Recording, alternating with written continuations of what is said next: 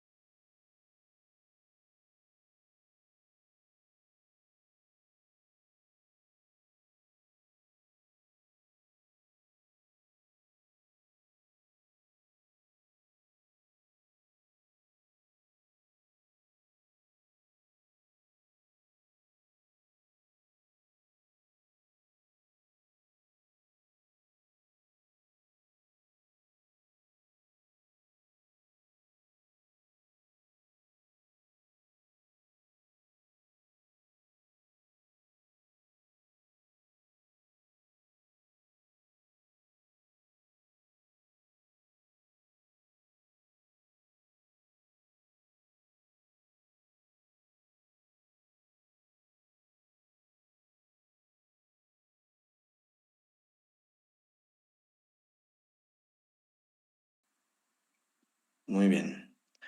Bueno, pues buen día, buenas tardes, según el sitio en el que se encuentren. A todos y todas las asistentes a esta sesión del seminario permanente de la Asociación Mexicana de Estudios del Caribe. Este es un espacio de intercambio académico para debatir y difundir investigaciones sobre diversos aspectos del Caribe. Alentamos la diversidad metodológica y temática para analizar el acontecer político, histórico, social, económico y cultural en el Caribe. Está dirigido a la comunidad académica y al público interesado en la temática. Mi nombre es Cristóbal Sánchez y a nombre de la Asociación Mexicana de Estudios del Caribe agradezco a quienes nos acompañan, al Instituto Mora y a todo el equipo que nos recibe y apoya con la transmisión, a nuestra presentadora y al comentarista de la sesión del día de hoy. El tema de esta ocasión es utilitarismo punitivo, desterrados y trabajo forzado en las obras de fortificación de Cartagena de Indias, siglo XVIII, que presenta la doctora Lilia Paola Martínez Meléndez. Y hoy tendremos el gusto de contar con los comentarios del doctor José Enrique Covarrubias Velasco.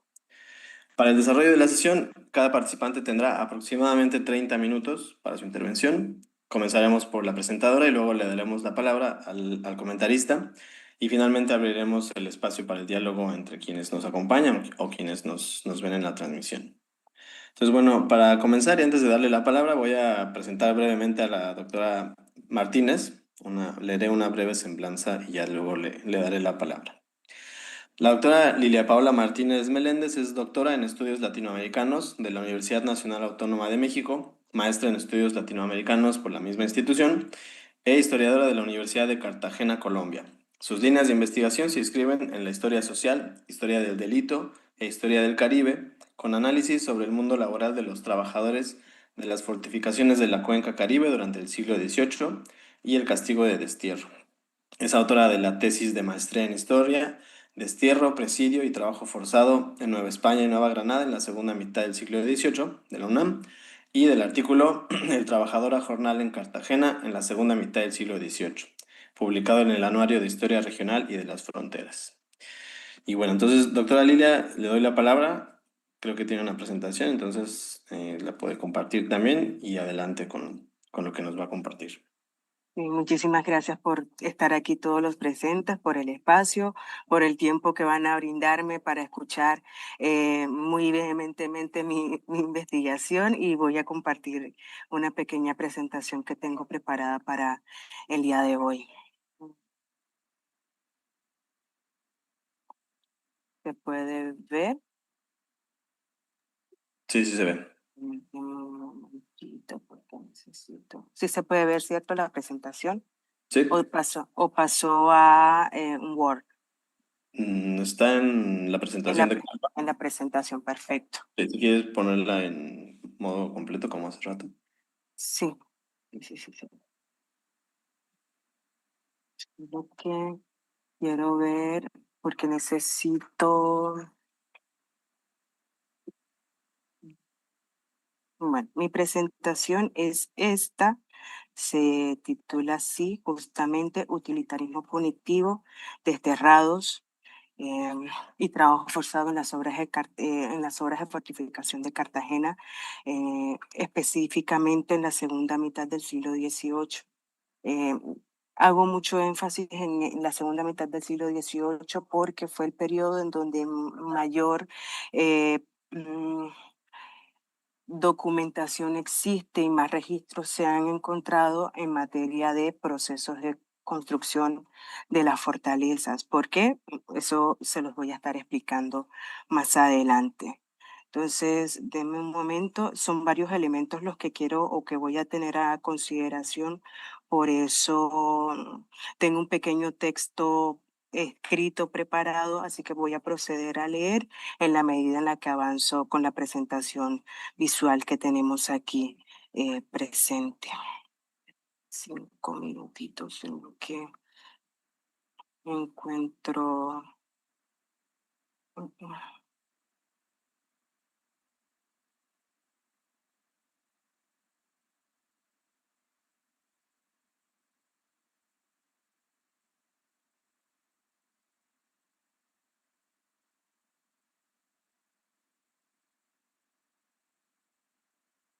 Espera un momentito.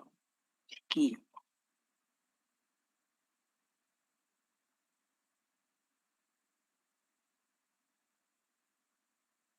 que no me permite leer al mismo tiempo de tenerlo y me preví este pequeño detalle.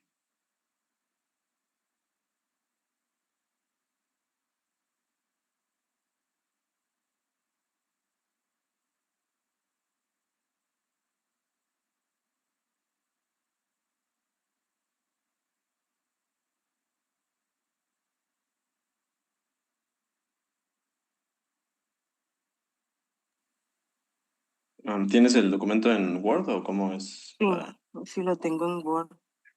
ah, eh, Tal vez al momento de compartir, puedes compartir solamente la ventana de la presentación. Y yo creo, voy a ver, voy a intentarlo hacer así. Voy a dejar de compartir Ujú. y voy a compartir únicamente la presentación. Sí, en lugar de toda la pantalla, solamente la ventana que... Ujú.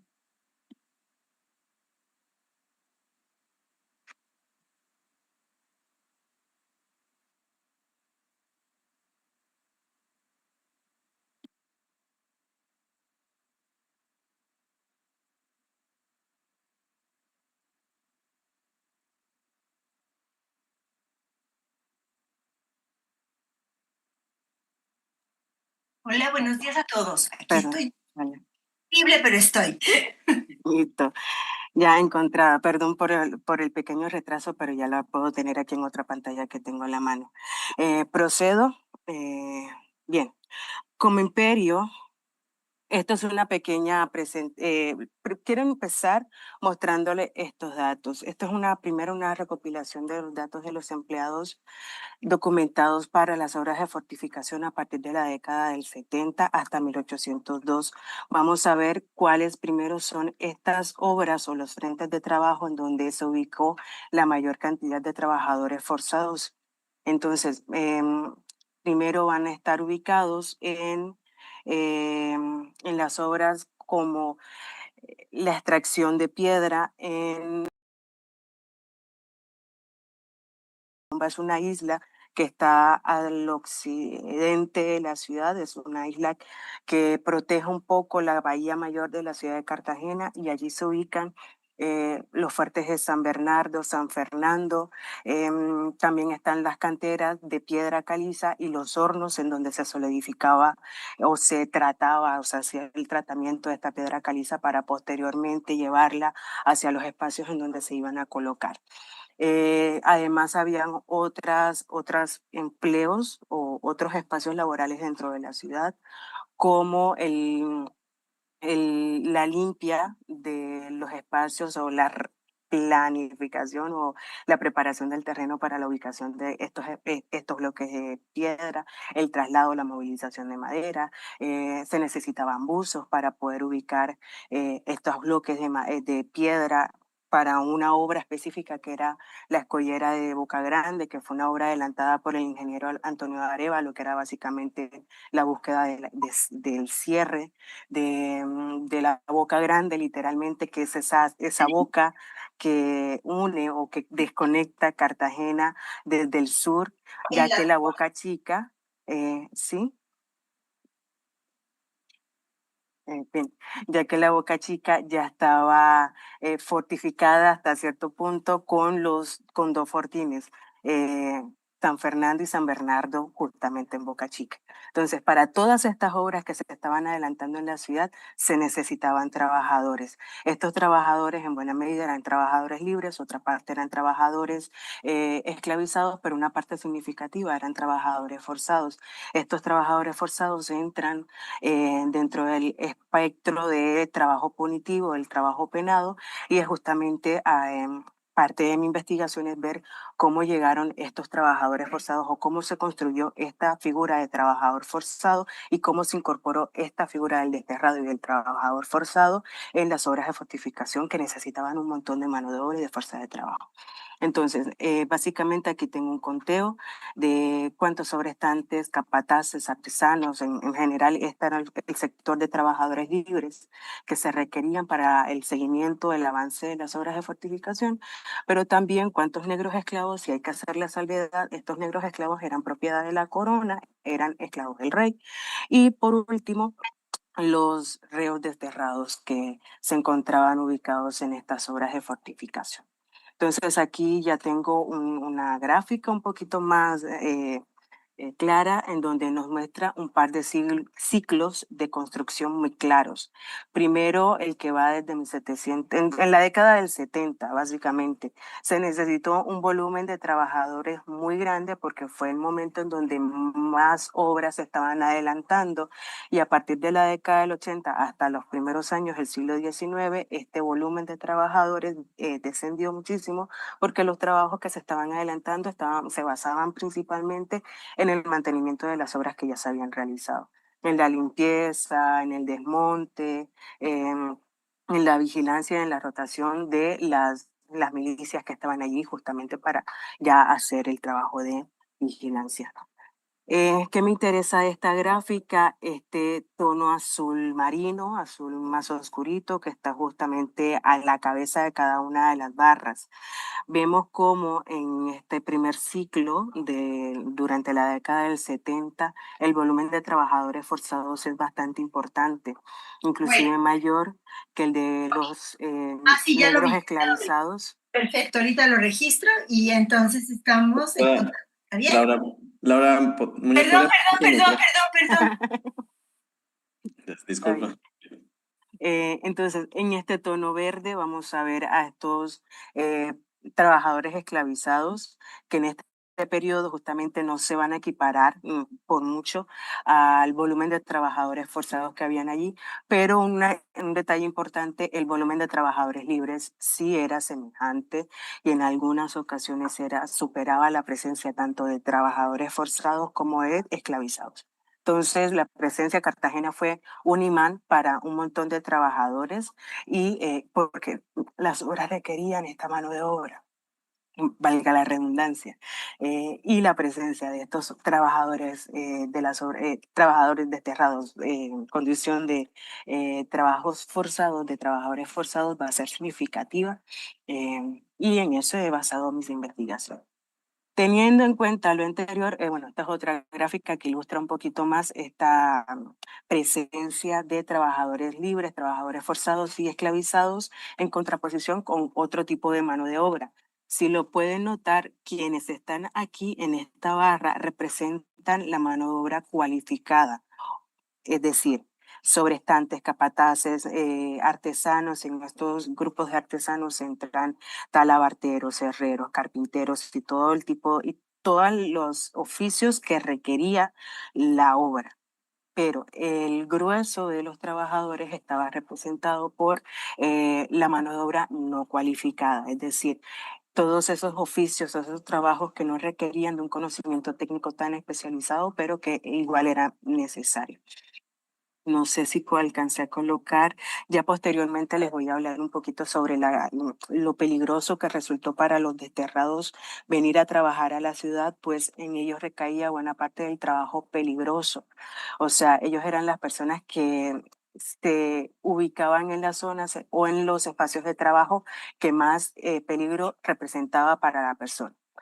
O también se puede interpretar de la siguiente manera: es mucho más probable que un criminal condenado al trabajo forzado se hiriera o cometiera errores al momento de la ejecución de un trabajo porque no estaban capacitados para la ejecución o la realización de X o Y actividad. Por eso, en los hospitales a lo largo de la segunda mitad del siglo XVIII, el mayor número de personas que se asentaban en ellos eran justamente los criminales condenados a los trabajos forzados. Se puede estimar que sí, efectivamente, estaban condenados a la realización de los trabajos más peligrosos, pero también se puede analizar que estas personas llegaban a la ciudad a realizar trabajos a los que no estaban habituados a realizar dentro de su cotidianidad.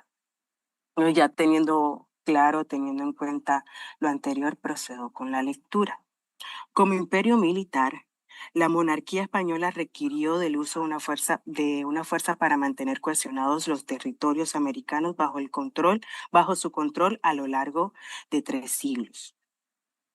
Para ello, como casi todas las estructuras político-administrativas que a lo largo de la historia se han constituido como imperios, el uso de la fuerza hizo que el conjunto de los territorios que por más de estos 3 siglos poseyera España pudieran ser cohesionados. Para lograr esta epopeya, necesitaron que las autoridades españolas dominaran el territorio, pero este tipo de relación no se limitó a agresiones físicas o al uso de las armas de fuego, sino también a la implantación de todo un complejo mecanismo de símbolos que se incrustó en la psiquis de los súbditos por medio de discursos, sermones, pasquines y demás instrumentos propios del discurso.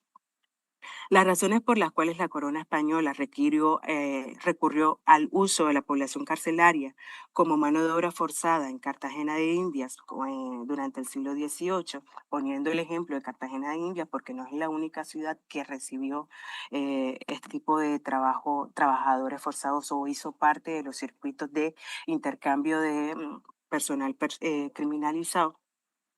Es el tema de esta presentación. En un contexto de guerras imperiales, la necesidad de reforzar el sistema defensivo en América, se analizarán los mecanismos jurídicos y administrativos que permitieron transformar a ciertos sujetos en criminales y a estos en desterrados y posteriormente en trabajadores forzados.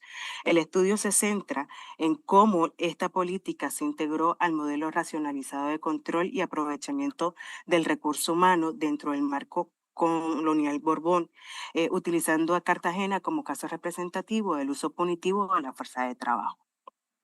En medio de las numerosas guerras que enfrentó la corona española a lo largo de todo el siglo XVIII, el uso de criminales como insumo, entre comillas, para la puesta en marcha y el sostenimiento de las obras públicas para la defensa de los territorios españoles en América, es un tema que he venido trabajando a lo largo de ya casi de 10 años.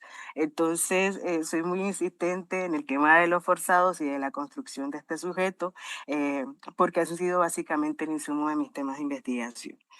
El estudio bueno, con el paso del tiempo, se ha podido desarrollar un marco interpretativo, las características del espacio social que se les asignó al llamado grupo de forzados, desterrados, presidiarios, reos, que llegaban atados de pies y manos en un ritual de castigo desde diferentes centros carcelarios para los diferentes espacios de trabajo asignados para sus castigos, y sobre todo cómo estos sujetos se convirtieron en una pieza clave que se construyó desde los estamentos discursivos, haciendo un genuino uso de los aparatos de coerción, estigmatización para su posterior criminalización y uso a conveniencia de los intereses de la monarquía. Amparados en teorías racionales, representaciones sobre la alteridad y su inferioridad etnocéntrica y la construcción del otro a partir de parámetros de utilidad, perspectivas teológicas sobre comportamiento, capacidades y defectos morales de esos otros, las sociedades europeas y americanas construyeron por siglos un sistema de captura, tráfico y usufructo de la mano de obra. Un sistema cuya clave sería justamente la representación de la desigualdad en un contexto, en una sociedad de clases, castas y otros rangos sociales como la que se construyó en Europa y se implantó en América y que en este continente se instrumentalizó. Uno de los objetivos del reformismo Borbón fue la búsqueda de la felicidad del reino. Bueno, ya en este proceso, ya insertos dentro de estas lógicas del racionalismo del siglo XVIII, a partir del mejoramiento de los procesos productivos, de la optimización de los recursos del erario público. Para poder llevar a cabo este plan, se hizo necesaria la reorganización de las instituciones monárquicas, tanto Hacienda como Justicia, el Ejército, los gremios de trabajadores, se vieron permeados por las políticas de cambio de la nueva familia. Se gestaron planes para la reorganización de las poblaciones, de allí las campañas de fundación y refundaciones de nuevos poblados, estrategias para la anexión de zonas de frontera a los límites coloniales o la creación de intendencias con la finalidad de defender los intereses de la corona y asegurar a nivel local la administración de justicia, la hacienda y, en fin, los estamentos de poder españoles en el continente americano. Las corrientes ilustradas como el empirismo y el racionalismo constituyeron una línea de pensamiento dentro de la economía política conocida como utilitarismo neomercantilista, estudiado por el aquí presente José Enrique Covarrubias en su tesis doctoral, que posteriormente se convirtió en una publicación. Implantó algunos cambios respecto al papel del ser humano en la sociedad, especialmente a los relacionados con los sectores productivos. Esta corriente buscaba la riqueza y el poder de los estados por medio de la optimización de sus economías. En este sentido, para alcanzar la prosperidad se requería conocer el territorio y sus potencialidades, la población que lo habitaba, las fuentes de trabajo que se podían generar. A partir de este conocimiento, además, los monarcas podían actuar según los recursos con los que contaban en las arcas reales, por medio del usufructo del suelo, de la exportación de los recursos naturales, la minería, la agricultura, pero también de la fuerza de trabajo que representaban los súbditos. En este sentido, la vida y el tiempo de los habitantes de las colonias debían ir en consonancia con los requerimientos de la producción y de esta manera crear al famoso hombre útil. Para alcanzar dicha prosperidad, los estados debían modificar parte de sus estructuras. En el siglo XVIII, los monarcas españoles gobernaron con directrices enmarcadas dentro de los discursos benevolentes que les permitieron legitimar una serie de acciones que procuraban la incorporación a los sistemas productivos a aquellos grupos poblacionales que estaban lejos de generar aportaciones a la comunidad en la que vivían. Los discursos iban de la mano de cambios que incluían modos de actuar que estaban en consonancia con los requerimientos del mundo que se abocaba cada vez más a la mercantilización y a la capitalización de los sistemas productivos. El hombre útil dentro del neomercantilismo debía tener mm, Ok, aquí. El hombre útil dentro del neomercantilismo debía tener una serie de aptitudes que le permitieran insertarse al sistema de producción como ser trabajadores, buenos gobernantes, buenos súbditos, esposos o vecinos, con virtudes y actitudes como la vocación hacia el trabajo, la honestidad o la sabiduría. Buena parte de estas capacidades se adquirían a través de un acertado empleo del racionalismo, del manejo de la ciencia experimental, del tiempo, o del aprendizaje de alguna actividad eh, artesana o conocimiento. Hacer el uso adecuado, hacer un uso adecuado del tiempo también era considerado como parte de las características que debía cumplir todo buen hombre. Por ello, la lógica racionalista condenó a todas aquellas personas que fuesen identificadas como personas sin oficio ni beneficio, es decir, los vagos. El gran problema que se identificó dentro de la población ratificó en su desorden y en la poca capacidad que tenían para aportar a un crecimiento económico. Por ello, la urgente necesidad de organizarla tanto a ella como a las actividades productivas que no realizaban. Dentro de la lógica mercantilista, todo buen súbdito era trabajador. El trabajador era honra y propiciaba la felicidad. Por ello, cualquier actividad laboral realizada dentro de los parámetros de la legalidad era halagada. Todo trabajo artesanal se veían con muy buenos ojos, y dentro de esta corriente utilitarista, los vagos constituían o contribuían, no contribuían a la construcción de la felicidad del reino.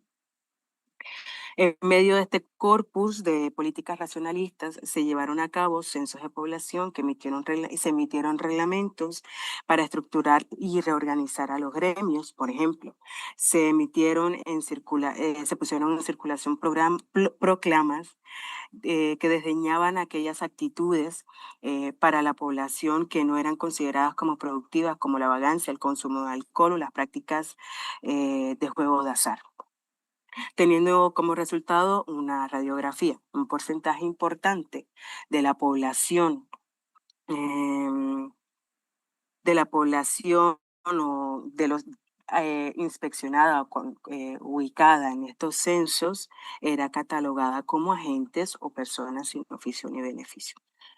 Los discursos a favor del trabajo buscaban la salvación de las almas y evitar pecados públicos. Las justicias ordinarias y eclesiásticas trabajaban bajo parámetros morales similares, los cuales buscaban la coerción y la enmienda de las acciones de los criminales pecadores.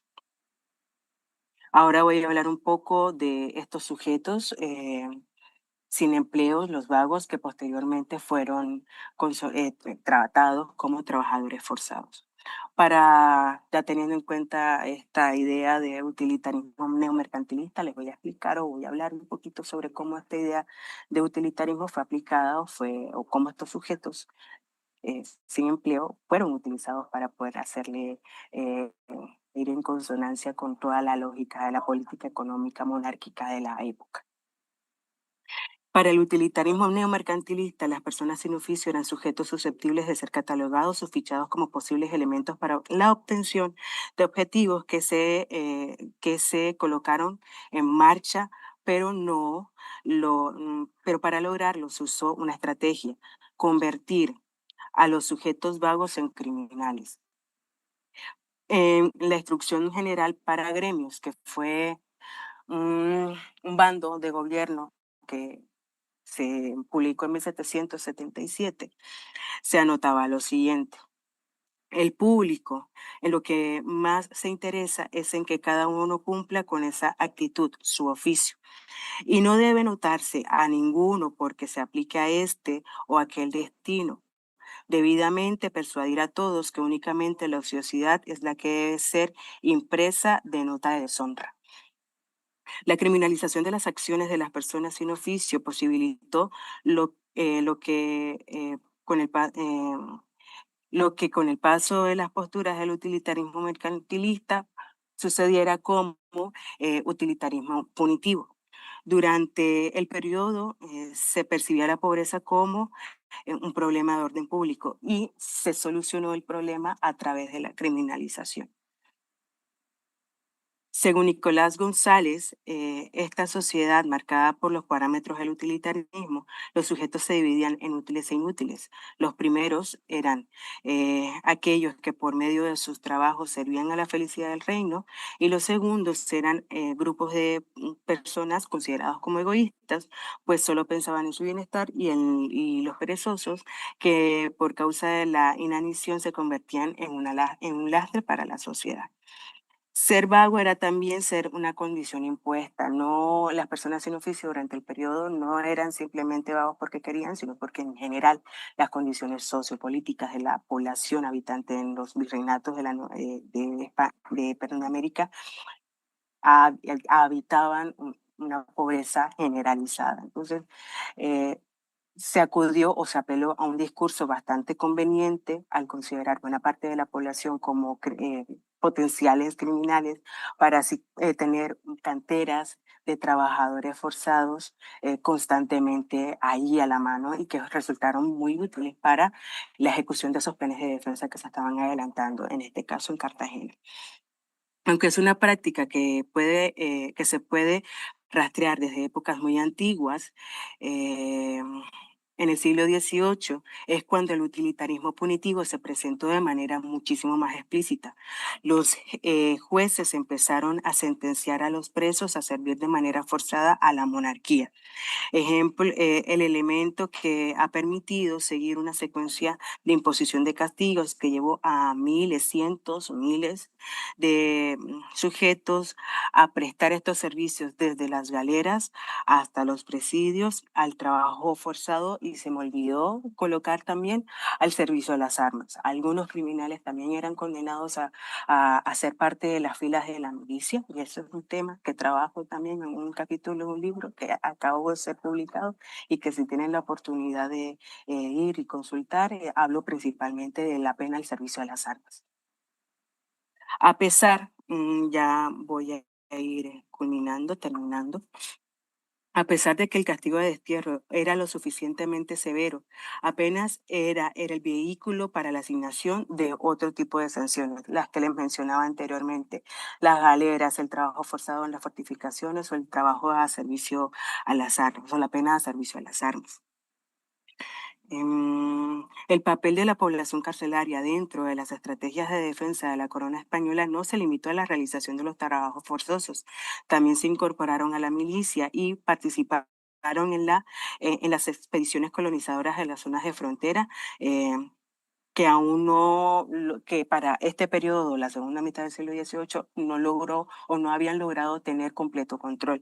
Y sobre esto hago un gran paréntesis. Es un tema de investigación que a mediano o largo plazo me gustaría seguir analizando el uso en este contexto del Caribe, por lo menos el Caribe de tierra firme y centroamericano, cómo se usaron cómo se usó o si se usó a la población penitenciaria, carcelaria como agentes de la colonización tardía efectuada o los planes efectuados de colonización tardía por la corona española. La criminalización de la población empobrecida permitió a las autoridades contar con una cantera de hombres que podían ser utilizados para beneficio de la corona. Dentro de la lógica mercantilista, se podría hacer uso de desempleados, vagos, pobres, mendigos, para que ellos con su trabajo contribuyeran mejora que se ejecutaban.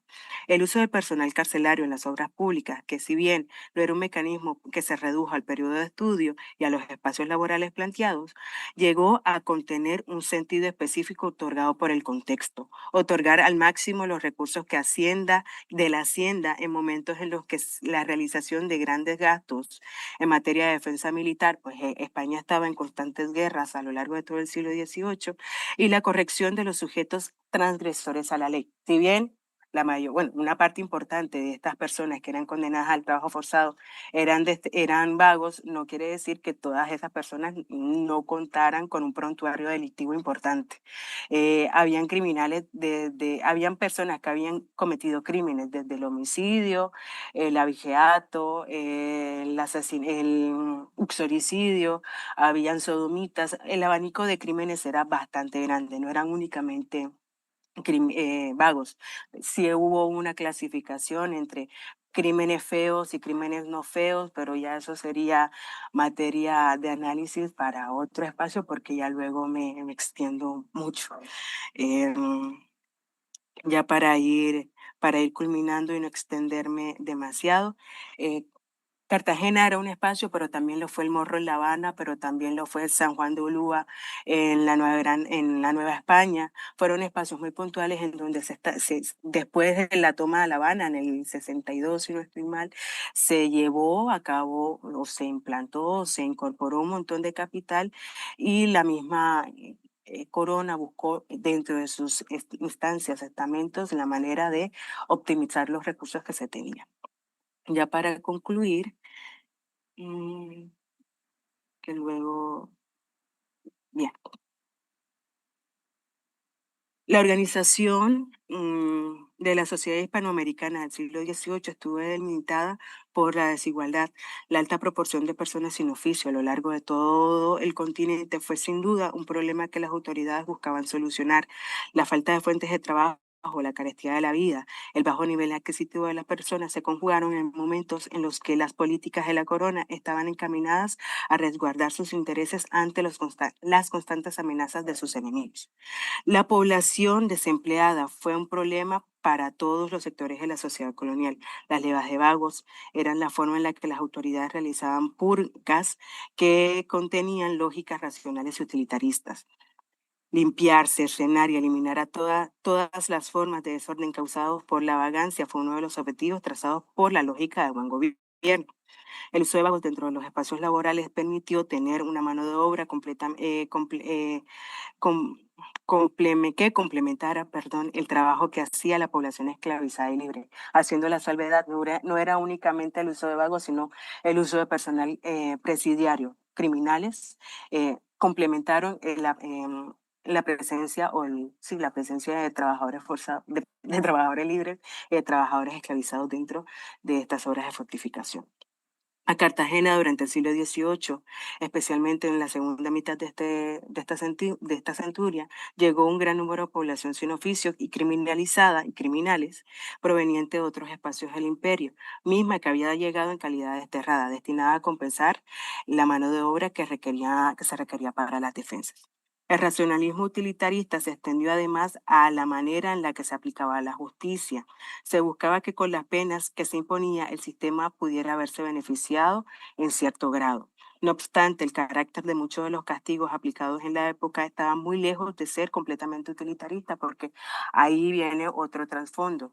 Se sacaba de las comunidades a todas aquellas personas que no eran útiles o que no eran beneficiosas a la comunidad. Entonces vamos a ver hasta cierto punto algunos juicios políticos de personas que eran condenadas, por ejemplo, por ser eh, rebeldes o por contribuir a la colocación de pasquines sediciosos en las plazas de Santa Fe o por estar inmiscuidos en revueltas populares. Entonces sí se ve que para este momento ya hay un tipo de uso del destierro con un carácter o bajo un carácter político. Las críticas que Cesare Beccaria, este jurista italiano, hacía en su momento, que le realizaba el sistema de justicia, cuestionaba sobre los castigos tan severos que se aplica, como la pena de muerte, el mismo destierro en sí, las torturas o los tormentos eran verdaderamente útiles para la seguridad y el buen orden de la sociedad. Eh, entonces, el autor en su momento cuestionaba si estas condenas resultaban de verdad útiles para la consecución del orden o del usufructo de esa fuerza de trabajo, de esa fuerza o de esa riqueza que representaban los súbditos del rey. Pero como vemos y como lo analizo a lo largo de las cosas que leo o que escribo, es que a pesar de que no eran del todo rentables, la corona nunca dejó de utilizar a la mano de obra criminalizada o lo que representaba su fuerza de trabajo dentro de los diferentes espacios en los que eran requeridos. Entonces, cierro por el momento. Muchísimas gracias por escuchar, por estar aquí presentes. Sería todo de mi parte. Muy bien. Bueno, pues muchas gracias, doctora Martínez, por esta presentación, además, pues muy ajustada al tiempo. Pues bueno, habrá muchas preguntas también, todo lo que he comentado ahorita.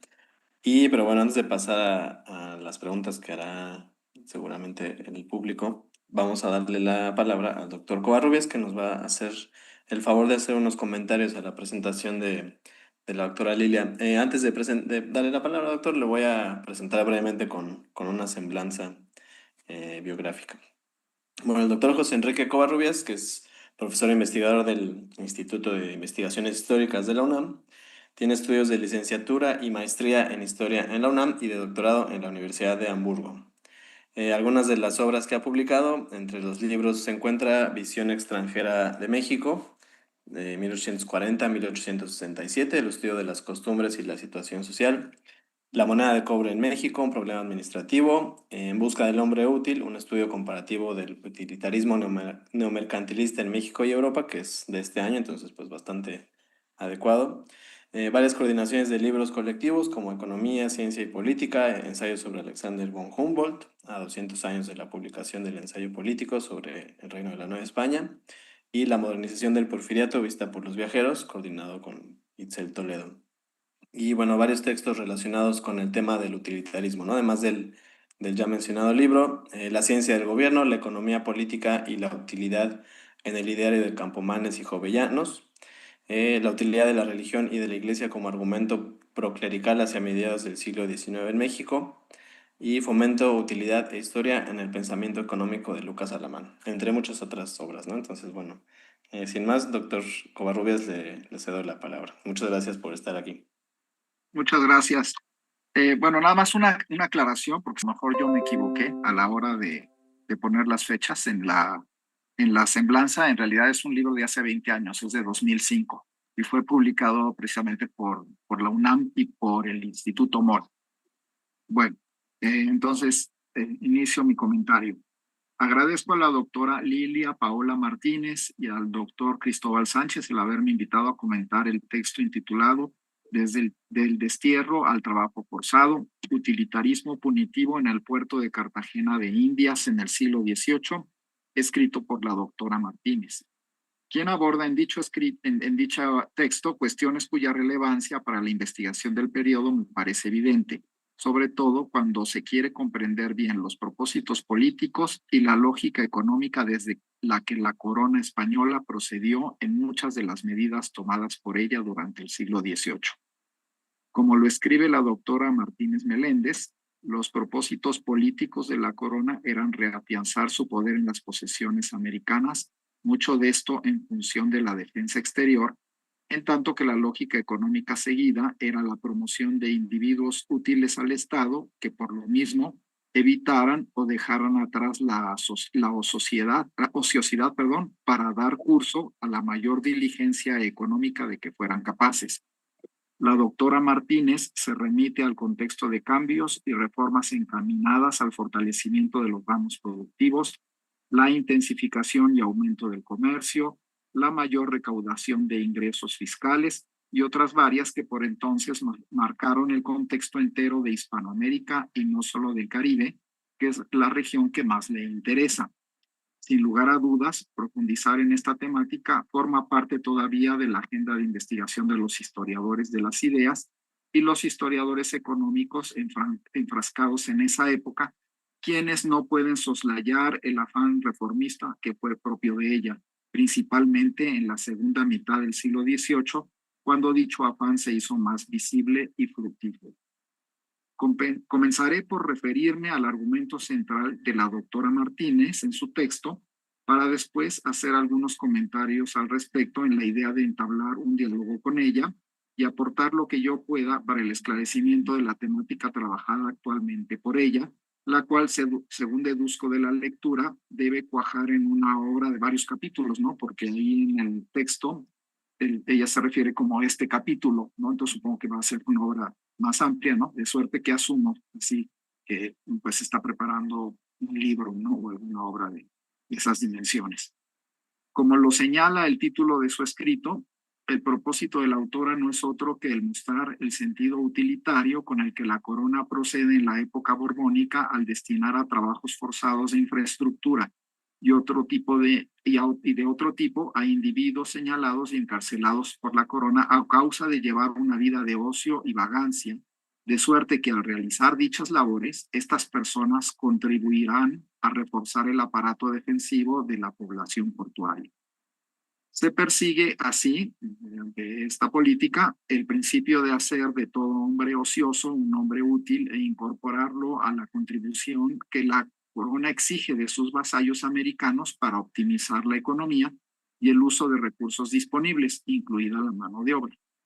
Una vez aprendidas y mantenidas en condición de presos, las personas son trasladadas a los sitios más necesitados de este tipo de labor, como las llamadas ciudades imperiales, que además de Cartagena, La doctora nos menciona a La Habana, Veracruz, Campeche, La Guaira, Lima, Acapulco, etc.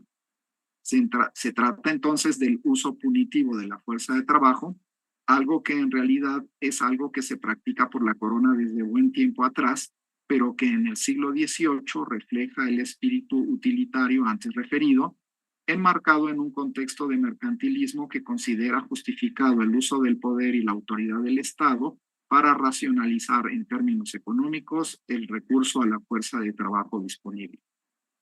La doctora Martínez lo afirma con las siguientes palabras: amparadas en teorías raciales irracionales, representaciones sobre la alteridad y su inferioridad etnocéntrica, la construcción del otro a partir de parámetros de la utilidad, perspectivas teológicas sobre comportamientos, capacidades y defectos morales de estos otros, que ella pone entre comillas, muchas veces calificados de enemigos políticos o religiosos. Las sociedades europeas y americanas fueron construyendo por siglos un sistema de captura, tráfico y usufructo de mano de obra forzada. Como señalaba yo, se trata de algo que por siglos se venía haciendo, pero que, como lo resalta la autora, adquiere un carácter marcadamente utilitario y mercantilista. Esto último por el énfasis en que ese horizonte de ideas económicas, en ese horizonte se daba al empleo, de la importancia que en ese horizonte se daba al empleo, con la consiguiente censura de quien no lo tenía. Asoma ciertamente en todo esto el modelo de aprovechamiento del recurso humano que la doctora Martínez ha encontrado descrito en mi libro, En busca del hombre útil, un estudio comparativo del utilitarismo neomercantilista en México y Europa, 1748 a 1833. En el cual he expuesto el trasfondo de ideas económicas y de filosofía moral desde el que se proyectaron diversas reformas emprendidas por la corona española en la Nueva España dieciochesca, es decir, sobre todo las llamadas reformas borbónicas, las cuales ciertamente estaban imbuidas del espíritu utilitario en cuestión, de suerte que la autoridad, con el apoyo colateral de grupos sociales encumbrados, disponía de quienes consideraba vagos y ociosos, y muchas veces entendiendo por ociosos a aquellos que simplemente no tenían empleo. Ahora bien, ya un poco expuesto el argumento planteado por la doctora, ¿no? Y un poco la relación que tiene con lo que yo había escrito o tratado sobre el tema, quiero hacer dos consideraciones que me parecen centrales a partir de lo anteriormente dicho. Me pregunto si el estudio de este uso de la mano de obra de personas obligadas a trabajar no se vería enriquecido con una profundización en la idea o concepto de la policía que era propio de la época y que ya no es desde luego el que tenemos en la actualidad. La doctora Martínez lo sabe seguramente, pero quizás el público oyente no está en este caso, o no todo el público, y por eso viene al caso recordarlo aquí. Hablar de policía por entonces era no solo hablar de un cuerpo o institución de guardias encargados oficialmente de vigilar el orden en las calles y sitios públicos, ¿no? Que es nuestra idea actual. El término se extendía a la normatividad y principios reguladores que la autoridad hacía valer en determinados ámbitos, sobre todo urbanos por tradición, aunque en la segunda mitad del siglo XVIII, con la introducción de las intendencias aquí en Nueva España, ya también se habla de una policía de provincia, ¿no? Y esto para no solo garantizar toda esta normatividad, pues, y regulación de la que hablaba yo, para no solo garantizar el orden público, sino también la salud, el abasto y el ornato en dichos ámbitos.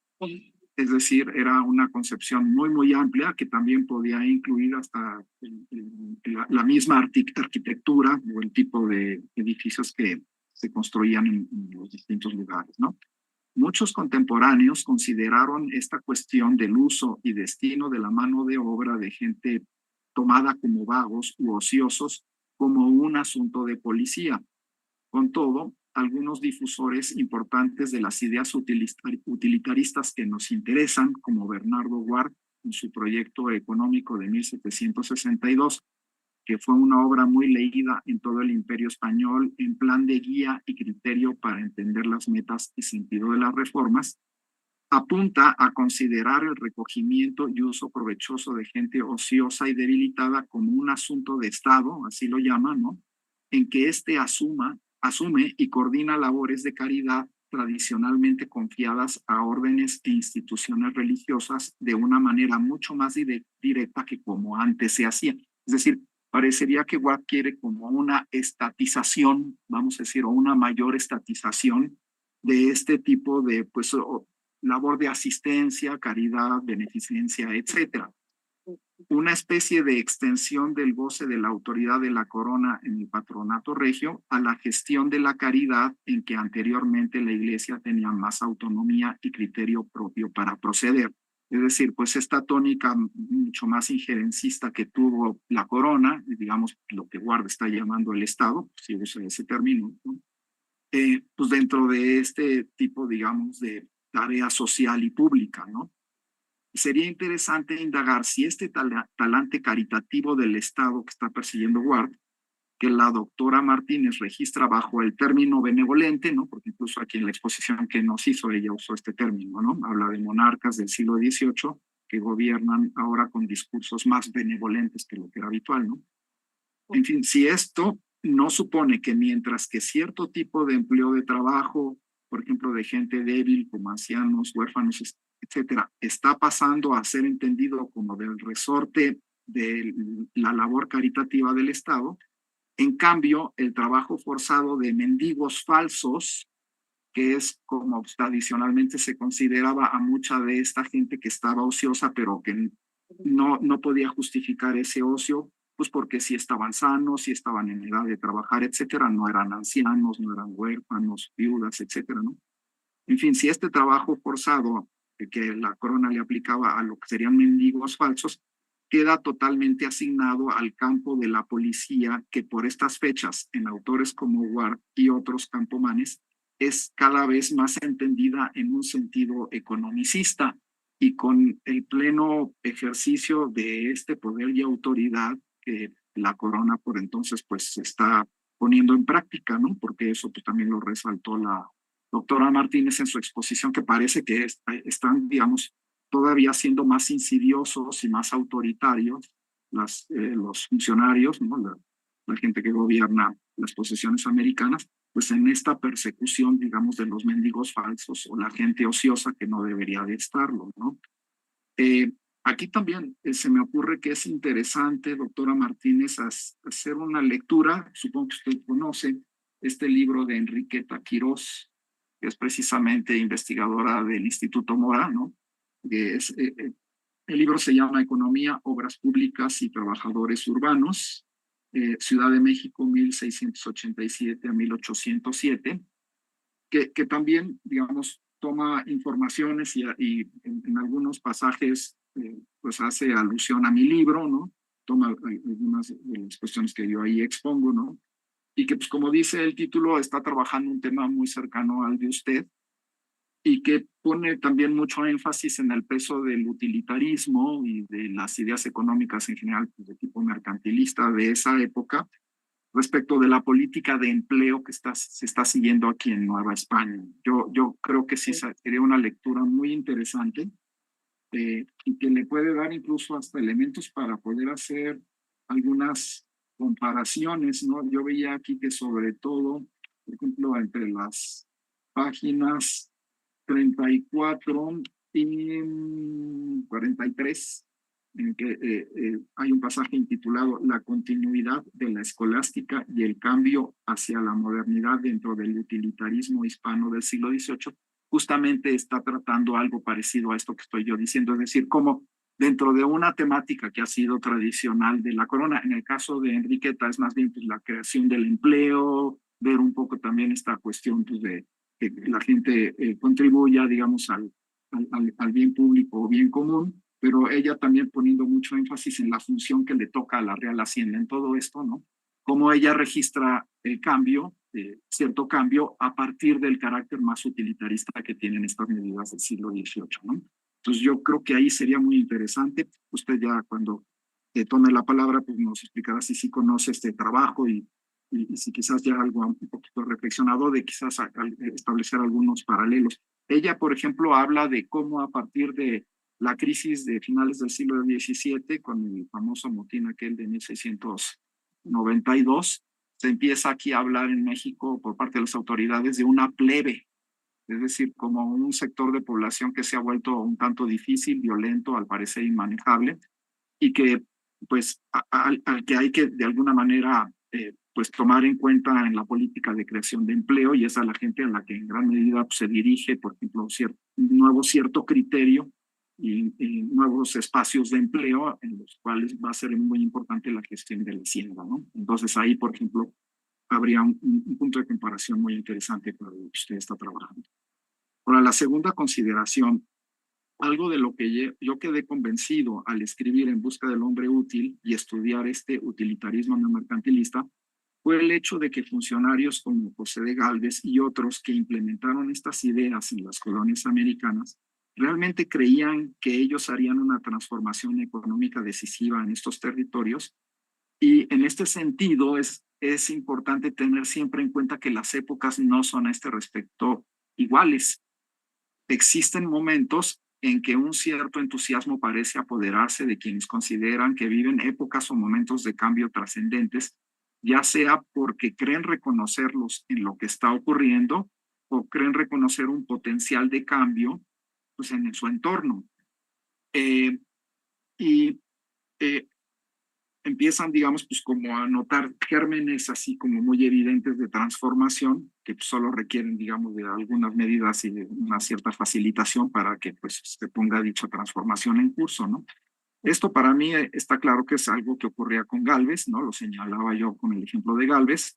Con Bernardo Ward puede haber sido el caso si es que Bernardo Ward realmente fue el personaje que se ha asumido que, o se ha creído que fue realmente un funcionario que hizo un viaje para conocer políticas en otros países que se podían aplicar en España, porque hay quien dice que en realidad, aunque sí pudo haber existido el personaje, esa obra en realidad la pudo haber escrito el conde de Campomanes, ¿no? Entonces, como señalaba yo con el ejemplo de Gálvez, y también podría quizás entrar en esto se puede dar en funcionarios o escritores especializados en ciertas áreas, como lo fueron aquellos que particularmente impulsaron el utilitarismo neomercantilista y han sido expuestos en mi libro o ahora en el texto de Martínez Meléndez. Para ilustrarlo, sin embargo, tomaré un ejemplo no de mi libro, sino de un artículo clásico de José Antonio Maraval, que precisamente tiene que ver con el tema trabajado por la doctora Martínez. Se trata del artículo Pobres y Pobreza, del medievo a la primera modernidad, y entre paréntesis, para un estudio histórico-social de la picaresca, ¿no? Es un texto, pues, que muestra la evolución o desarrollo de la idea de los beneficios económicos y morales del trabajo en España, principalmente en función de la pregunta de si este puede remediar el problema de la pobreza y sobre todo la expresión de esta última en mendicidad. El referido historiador nos recuerda, por ejemplo, cómo en el medio hispánico se replanteó la idea medieval cristiana de la necesidad del trabajo y cómo este replanteamiento dio ocasión a que se contemplara la posibilidad de eliminar, o en todo caso, aminorar sensiblemente la pobreza. Como apunta Maraval, la idea tradicional sostenía la creencia de que Dios había creado las riquezas naturales suficientes para que la especie humana pudiese sobrevivir en su totalidad y conseguir así de manera decorosa la satisfacción de sus necesidades. Se invocaba el pasaje evangélico relativo a la situación desahogada de las aves del campo, llamémoslo así, que todos los días comían y disfrutaban de vestido, es decir, su plumaje, sin tener que estos animalitos que preocuparse porque la providencia pudiera dejar de ver por ellas en el futuro, de lo cual se deducía que esto mismo debía valer para los seres humanos, según lo había querido enseñar el pasaje evangélico en cuestión. Sin embargo, los seres humanos se encontraban sujetos, para que en ellos pudiera valer la asistencia de la providencia divina en el sentido que dije, se encontraban sujetos a tener que trabajar para hacerse así de los satisfactores, algo que estaba dictado por ley divina y natural. Por otra parte, el problema de la pobreza también se enfocaba en función de la frase evangélica de pobres siempre los tendréis, de suerte que esto venía a marcar también una especie de advertencia divina respecto de que el mandato del trabajo no siempre se podría cumplir y se dejaba abierta la posibilidad de que esto no siempre ocurriera por culpa del que vivía en ocio o sin trabajar. Es decir, que hubiera ociosos o mendigos inocentes, vamos a llamarlo así, que no podían estar en otra situación, ¿no? Pues bien, dentro del marco de estas perspectivas sobre la pobreza, ya en el siglo XVI hubo quienes sostuvieron en España la posibilidad de eliminar totalmente la mendicidad o en tal grado que ésta quedara en un mínimo, casi a nivel de lo invisible. Entre estos últimos se contó Juan de Robles, eclesiástico que entró en polémica con el también eclesiástico Domingo de Soto respecto de cómo entender la condición de los mendigos y las consecuencias prácticas de su existencia. De Soto sostuvo una posición marcadamente tradicional, impregnada de cristianismo medieval, la cual reconocía la dignidad de los pobres, sobre todo los llamados pobres vergonzantes, y esgrimía el ya referido principio de que pobres siempre los tendréis para legitimar la mendicidad, un estado de cosas que además de estar previsto por la Escritura, también daba a los ricos la oportunidad de ser caritativos y aprender del ejemplo edificante de los pobres en cuanto que éstos sabían llevar con paciencia y resignación sus propias desgracias y sinsabores. En contrapartida, Robles relacionó la fórmula antes dicha con la permanente existencia de enfermos, inválidos, niños, ancianos, viudas, casos psiquiátricos, etcétera. Es decir, estos eran los pobres que siempre va a haber, ¿no? Y de ninguna manera con los pobres económicos, y así le podemos llamar a aquellos que estaban pobres porque no trabajaban, pudiendo trabajar. Los pobres sin remedio no podían ni tenían que ser los pobres económicos, ¿no? Si es que la escasez de bienes podía ser superada. El trabajo garantizaba no solamente la subsistencia, sino el enriquecimiento y la acumulación continua de riqueza, además de que integraba a los hasta ahora pobres al resto de la sociedad. Un esquema como este, ¿no? Que era distinto al de Soto, eh, eh, se oponía, pues, a pensar en la existencia permanente de pobreza extrema para así mover a los ricos a la compasión, asegurando un mal de muchos para beneficio de pocos. También criticaba Robles a Soto en cuanto a que el esquema de Soto suponía el riesgo de que muchos pobres perdieran su alma por desesperación o aborrecimiento de la propia condición. Bueno, ya expuestos los argumentos, Maraval estima que una posición como la de Robles no se explica tanto por una concepción utilitaria del trabajo, contrapuesta al principio de la dignidad de los pobres, como por el conocimiento que este polemista tuvo ya del dinamismo de una economía como la castellana, que por entonces se expandía gracias a la agricultura y la industria.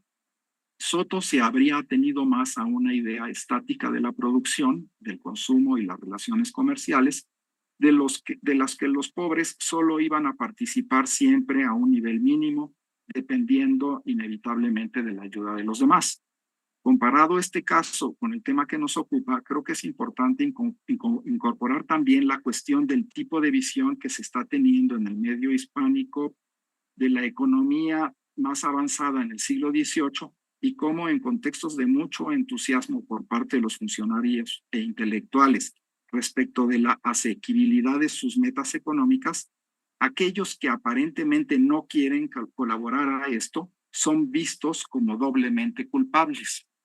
Algo que el utilitarismo neomercantilista refleja es ya la plena conciencia sobre el potencial de prosperidad de las sociedades comerciales, de las que desde finales del siglo XVII los grandes ejemplos o paradigmas son países como Holanda e Inglaterra, países pues que parecían ser muestras palpables de la abundancia a la que se podía llegar, entre otras medidas, mediante una buena vigilancia de la mano de obra ociosa.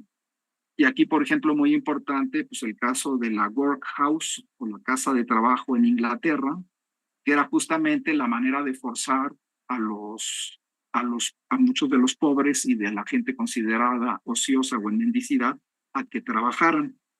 Y también el caso de los reclutamientos forzosos en los barcos ingleses, que también desde el siglo XVII y a lo largo del siglo XVIII se hicieron famosos y causaron escándalo en toda Europa porque forzaban muchas veces pues, a gente pobre y a la que se culpaba de que eran ociosos o que no trabajaban lo suficiente, forzaban a esta gente a ir en los barcos de guerra británicos, ¿no?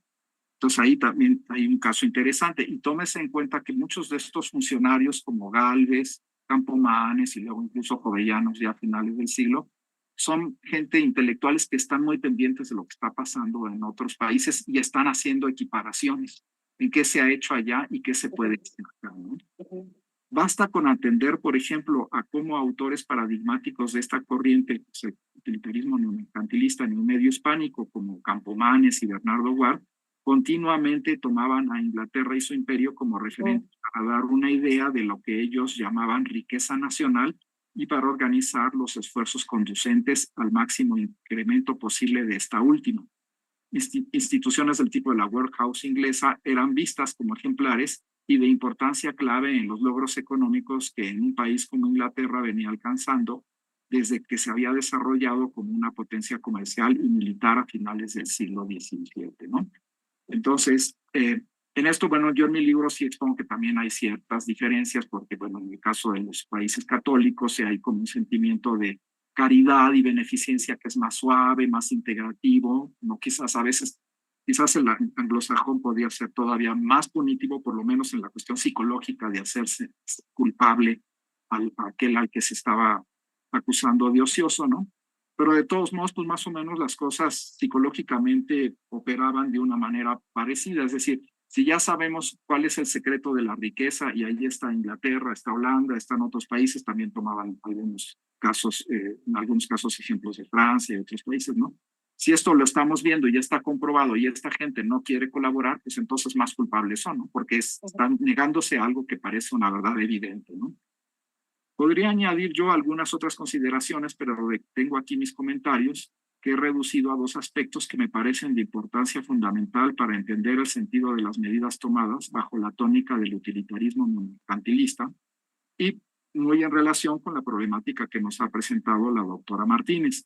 Por una parte, es posible que esta corriente de ideas haya reforzado el ímpetu autoritario de la vieja policía, de suerte que esta se concentra más aguda y severamente en casos de los mendigos falsos y deja a los demás como adscritos a lo que Ward llamaba la obra pía de la corona, es decir, a esa beneficencia que estaba ya muy directamente organizada y coordinada por la corona. Intuyo también que la actitud de condena o censura extrema que la doctora Martínez está percibiendo respecto de individuos destinados a trabajos forzados en sitios como Cartagena se haya acentuado a partir del muestrario que países como Holanda y sobre todo Inglaterra ofrecían en cuanto a logros ahí ya obtenidos y la manera de conseguirlos, principalmente en instituciones precisamente como la Workhouse, ¿no? Entonces, esto es, pues serían como las dos principales observaciones que yo haría, mucho en relación con lo que el utilitarismo neomercantilista puede tener en lo que la doctora Martínez ha expuesto. Muchas gracias de nuevo a quienes me han invitado, pues además de que esta sesión me ha dado la grata oportunidad de revisar viejos trabajos e intereses míos sobre el tema del utilitarismo no mercantilista, que durante un tiempo me ocupó tanto, también ha sido para mí muy grata la lectura del muy interesante texto de la doctora Martínez Meléndez. Es que pues muchas gracias, doctora, muchas gracias, Cristóbal, por haberme considerado en esta sesión. No, al contrario, muchas gracias de verdad por estos comentarios tan generosos, yo creo que muy sugerentes para la doctora Martínez. Entonces, bueno, antes de darte la palabra, Lilia, nada más recordar a quienes nos ven por Facebook o por YouTube que pueden dejar comentarios o preguntas ahí en estas plataformas y ahorita se las transmitimos tanto para Lilia como para el doctor José Enrique. Entonces, bueno, ahora sí, Lilia, no sé si quieras ahorita responder a las preguntas o ahondar un poquito sobre las consideraciones que plantea el doctor Sí. Covarrubias. Adelante.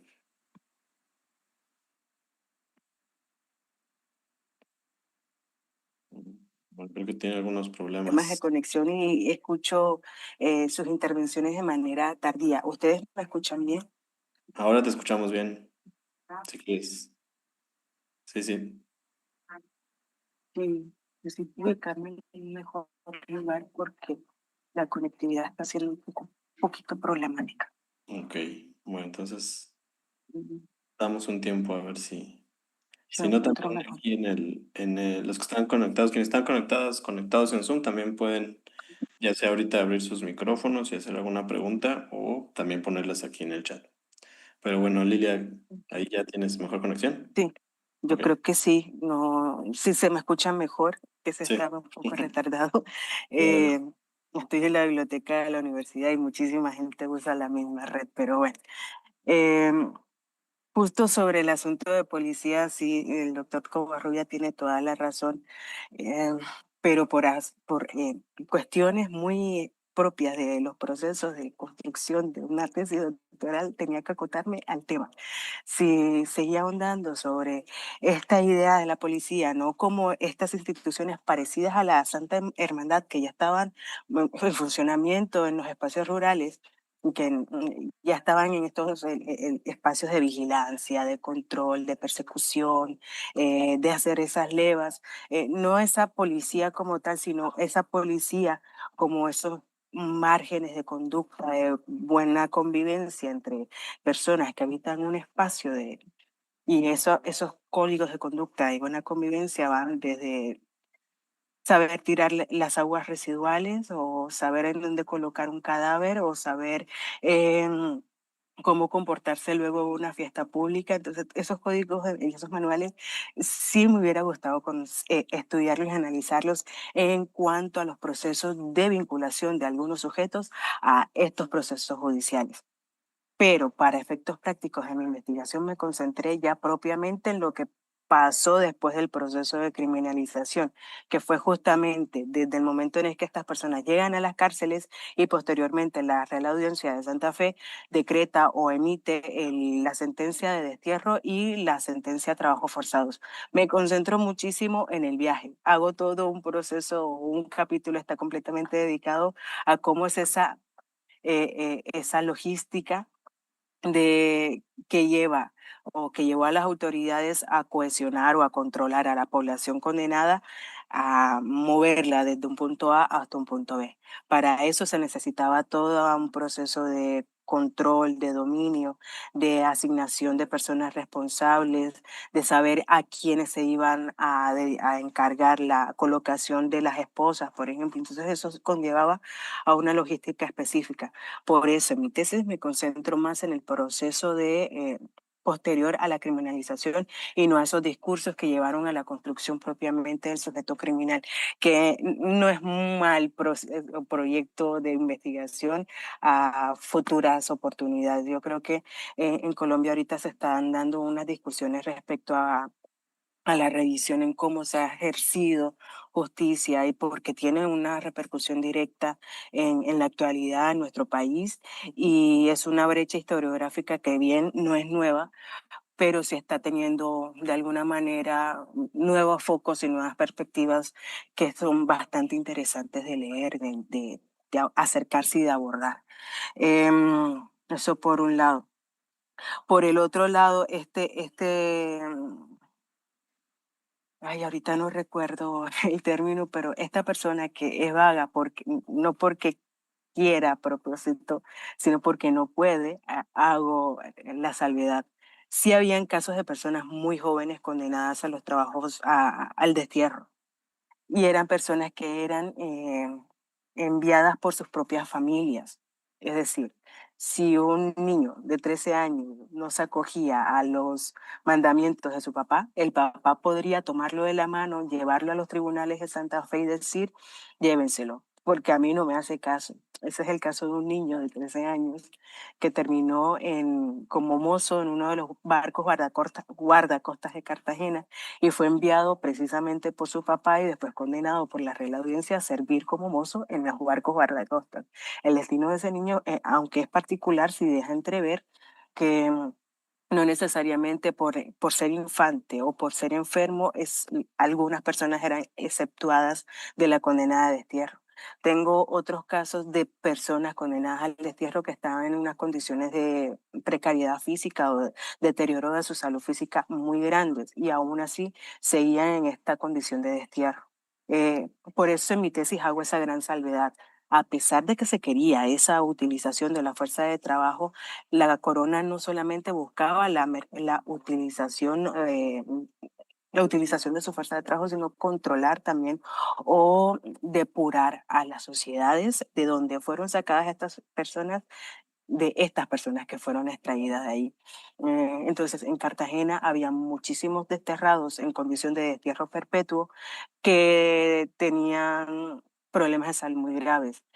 Paludismo, falta de extremidades, algunos les hacía falta ojos o heridas que no terminaban de curar, y aún así, por esas mismas condiciones físicas, no se les levantaba el castigo, porque no era solamente el castigo a los trabajos forzados, sino el destierro en sí, sacar a esa persona que se quería sacar de la sociedad y evitar a toda costa que volviera a contaminar al resto de la comunidad por sus malas condiciones, ya sea de salud o de comportamiento. Conozco el trabajo de la doctora Enriqueta Quirós. em, Sí lo trabajé en otras partes de la tesis, y por supuesto que fue un referente para la construcción del documento o de esta investigación en particular. Em, y yo creo que ya sería toda mi intervención. Ok, bueno, muchas gracias, doctora Lilia. Entonces, bueno, vamos a hacer una ronda de preguntas. Aquí la doctora Cintia en el Zoom quiere hacer una pregunta, entonces adelante. Gracias, Cristóbal. Pues muchas gracias, Lilia, por tu exposición. También muchas gracias al doctor José Enrique por sus comentarios. Creo que son comentarios muy enriquecedores, y también tomé nota de varias de las bibliografías que nos comparte. Yo tendría dos comentarios y dos preguntas. La primera es que, pues sí, en efecto, Lilia, yo creo que tu investigación, que me parece muy interesante, nos conecta justo con dinámicas que, como tú bien señalaste, pues también ocurren en otros puertos, ¿no?, del Caribe. Estaba pensando un poquito también en este libro que salió en 2021 de la doctora Lilian Padrón, Ujú, que es una investigación, ¿no?, que también hace que ella hace una investigación de larga data acerca de cómo es que trabajadores forzados y quiénes son las personas que se encargaron del mantenimiento pues, de estas fortalezas en Cuba. ujú, Y en ese sentido, un poco pensaba, y cuando te escuchaba, pensaba en si la documentación arroja, en el caso de Cartagena, arroja algunos datos sobre las calidades de estas personas, o sea, si son ujú, todavía, cuáles son las categorías que se utilizan. Y bueno, el caso de la doctora Lilian es particular porque ella pone el foco, sitúa el foco de atención en poblaciones indígenas, ¿no? En estos indios, que bueno, en el caso del Caribe poco hablamos de las poblaciones indígenas, y me parece que es uno de los aportes, ¿verdad?, que ella logra demostrar que pues todavía hay registros de estas poblaciones, por supuesto en temporalidades más tempranas.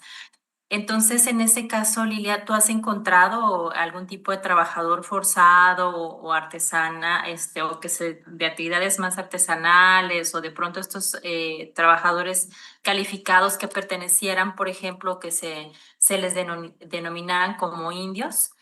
Y otro tema que también me pareció, pues que también compartimos, ¿no? También aquí en el caso de Veracruz es la vagancia. En mi caso, pues yo he visto la vagancia como más vinculada a los trabajos militares de estas defensas, ¿no? Que se necesitan armar, sobre todo a partir de la década del 60 con la incorporación de las reformas borbónicas.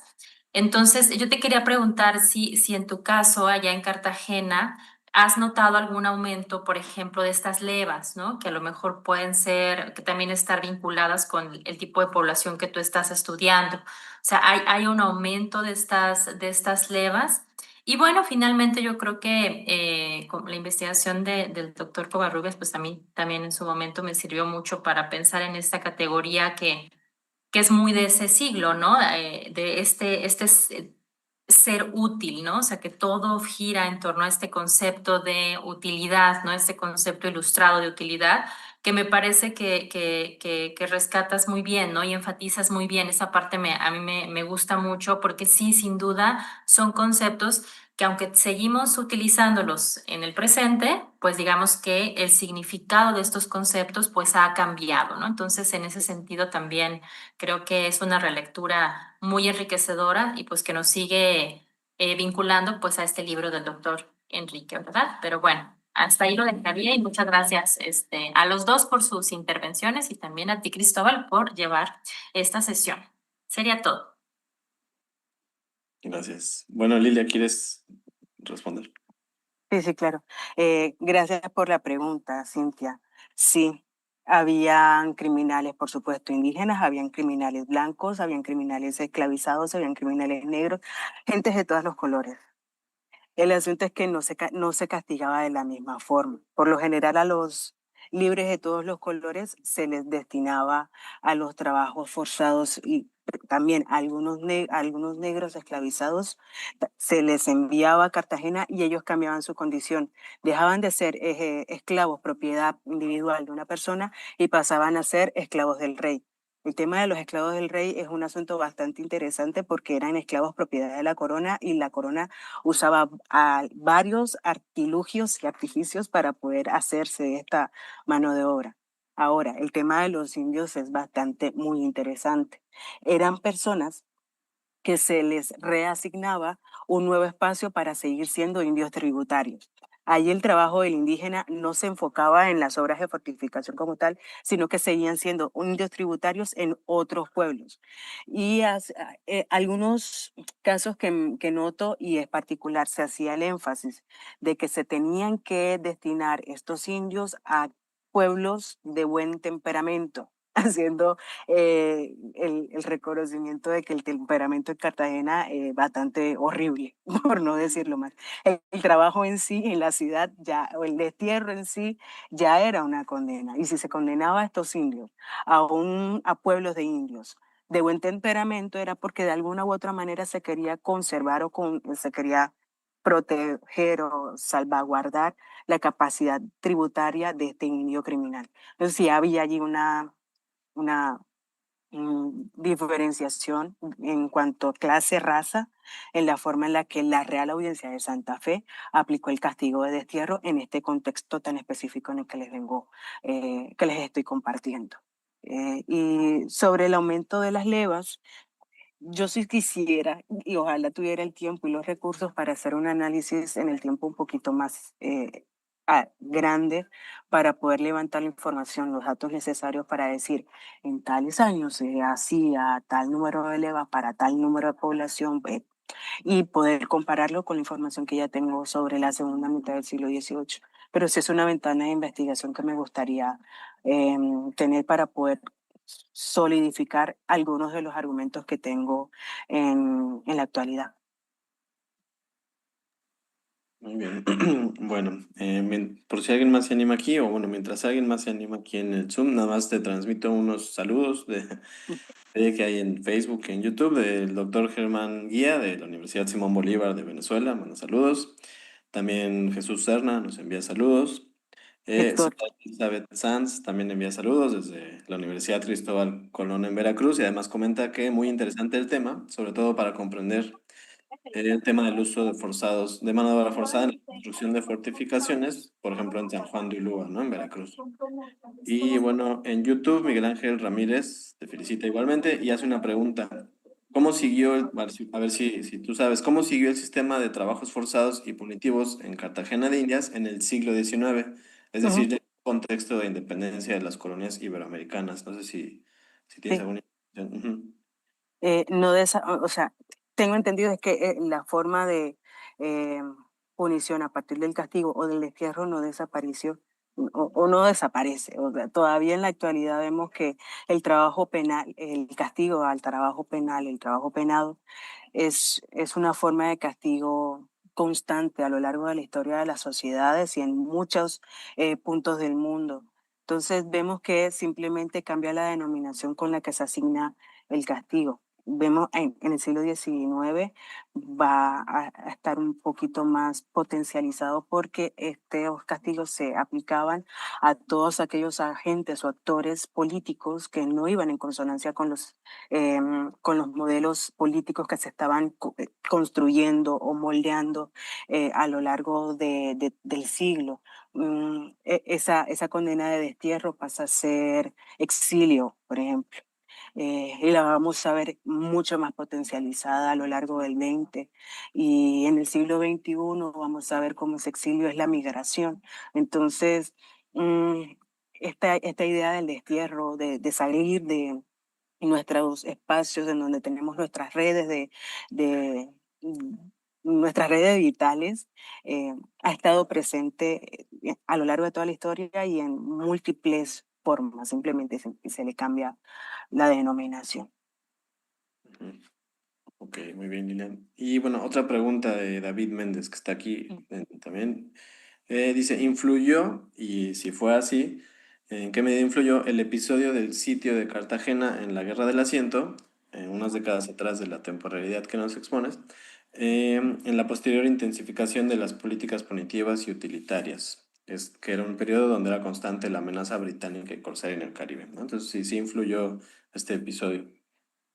Sí influyó porque sí, o sea, la corona o las autoridades españolas en Nueva Granada tuvieron que remitir mucha más fuerza de vigilancia hacia Cartagena. Y retomando, uno de los castigos a los cuales se le asignaban a estos criminales era el servicio de las armas.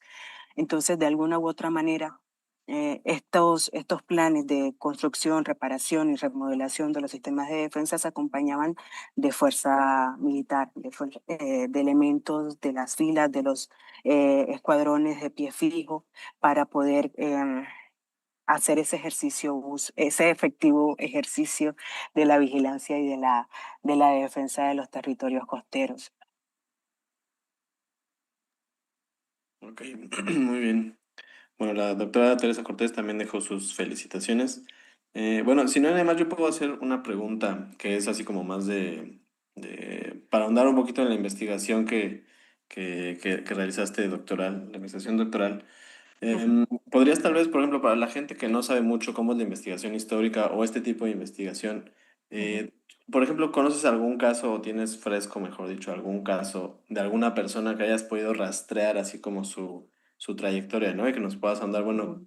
cómo fue su trayectoria, cómo fue que, desde dónde llegó y cómo fue que Ujú. llegó ya a Cartagena a los trabajos en estas fortificaciones. Tengo muchos casos. Hay uno que me divierte mucho, que está ya publicado en la revista El Taller de la Historia de la Universidad de Cartagena y se llama Al bote o la vida. Si no estoy mal, voy a buscarlo aquí de rapidez. Es el caso de un grupo de forzados que se escapa 2 veces y es todo el lío que se arma o que arman a lo largo de todo el río Magdalena y las autoridades en búsqueda de estos presos que se escapan. Me gusta mucho ese caso porque justamente me ayudó a dilucidar todo el proceso de administración de justicia, desde la ejecución hasta cómo se organizan las autoridades para decir, tantos reos son esta y esta persona, se van a Honda, en Honda hay otros dispositivos de control que nos dicen, se van en tal champán con tantos bogas, con tanto dinero y ese trayecto va a durar todo el proceso estaba muy pormenorizado y ese caso nos permite rastrear de manera bastante vívida y muy divertido además porque está involucrado el alcohol, algunos episodios de sodomía, de camaradería, de diálogo, de vínculo entre las autoridades y los presos y los criminales que se disfruta mucho en la lectura. El texto se llama Al bote o la vida, agentes y justicias locales ante la doble fuga de un grupo de desterrados en la Real Audiencia de Santa Fe. Es un caso de 1760, pero dejó como resultado otro caso, que fue la judicialización del militar encargado de la custodia de esos presos.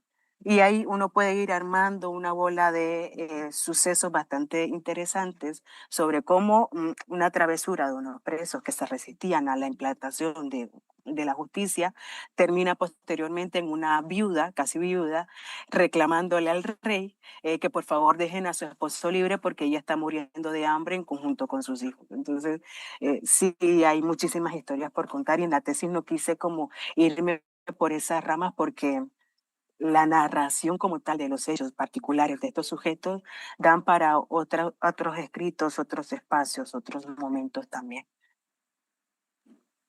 Muy bien. Sí, bueno, pues ojalá entonces tu tesis doctoral, entonces esperamos que transformada en libro o en artículos, pues igual puedas tomar también en consideración todos estos comentarios, ¿no? que te han hecho. Y bueno, nada más leo un comentario que está aquí en el Zoom de Edinson Aladino. Dice, Estoy doctora, teniendo muchísimas. nuevamente problemas de conexión. Ujú, ujú. Bueno, ¿ya? Ok, del doctor, digo, de Edinson Aladino dice, doctora, muchísimas gracias por esta exposición tan lúcida. Me impresionó cómo logró articular el castigo, el trabajo forzado y la lógica utilitarista con tanta claridad y siempre desde una lectura crítica de las fuentes. Es muy potente cómo nos recuerda que la criminalización de la pobreza no es nueva y que estas formas coloniales de control y explotación siguen resonando hoy en muchas prácticas institucionales. Su trabajo no solo recupera una historia silenciada, sino que nos invita a pensar con urgencia las continuidades entre pasado y presente. Felicitaciones por esta investigación tan necesaria. Bueno, pues sí, muchas felicidades por esta investigación. No sé si alguien más tiene alguna pregunta, algún comentario. Doctor Covarrubias, no sé si tiene algún otro comentario o quiere ahondar en algo de... No, no, creo que la doctora me explicó muy bien más o menos la situación, digamos, de su trabajo, etcétera, ¿no? Y creo que hizo aclaraciones muy pertinentes, digamos, a lo que yo había comentado. Solamente pues agradecerle su respuesta, que fue muy clara y completa. De acuerdo. Muy bien, pues muchas gracias, doctor Covarrubias, por los comentarios. Creo que Lilia está teniendo de nuevo algunos problemas de conexión. Ahora sí nos Sí, escuchas. creo. Y yo también. Bueno, Sí, sí les estoy escuchando, pero entrecortado. bueno, pues a ver. Bueno, por cierto, si quieres subir este trabajo, bueno, mandarnos este trabajo que ya publicaste y lo podemos poner también en un Doctor comentario. Covarrubias. Bueno, pues no, creo que ya no tiene tan buena señal. Entonces, bueno, pues ya sería, creo que todo por esta sesión. Pues agradecemos de nuevo a quienes estuvieron presentes, quienes pusieron sus comentarios, a la doctora Lilia por animarse a presentar y al doctor Covarrubias por los comentarios. Entonces, los invitamos a la siguiente sesión del seminario de la asociación, que será el viernes 26 de septiembre.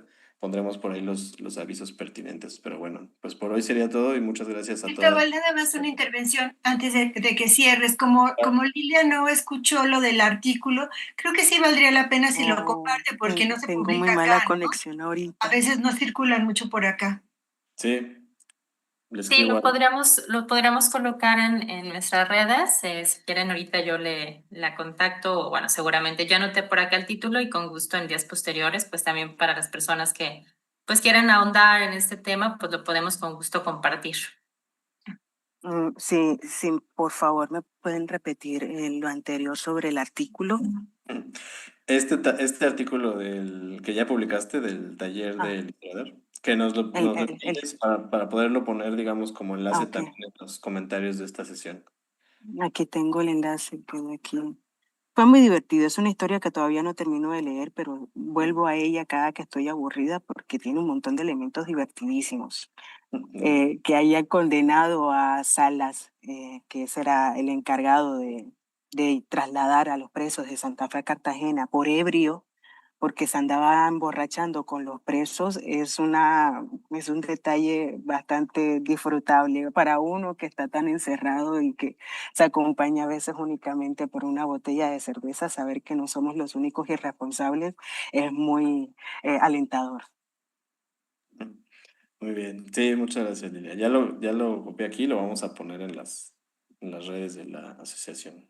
Ujú. Muchas gracias. Bueno, pues nuevamente muchas gracias a todos. Ahora sí, Lilia, que nos escuchas, gracias por tu Sí, participación y al doctor sí. Rubias y a todos los que están aquí. Muchísimas Muchas gracias por la gracias. invitación. Muchas Gracias. gracias. Gracias. Gracias.